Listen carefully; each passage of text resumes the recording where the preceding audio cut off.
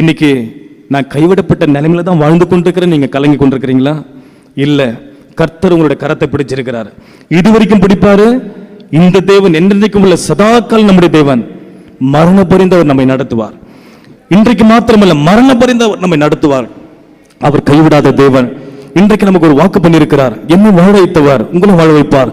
என் வாழ்க்கையில் எல்லா கதவும் அடைக்கப்பட்டுடுச்சு. மருத்துவ ரீதியாக அடைக்கப்பட்டாயிடுச்சு. எல்லா விதமான பரிகாரங்கள் அடைக்கப்பட்டாயிற்று.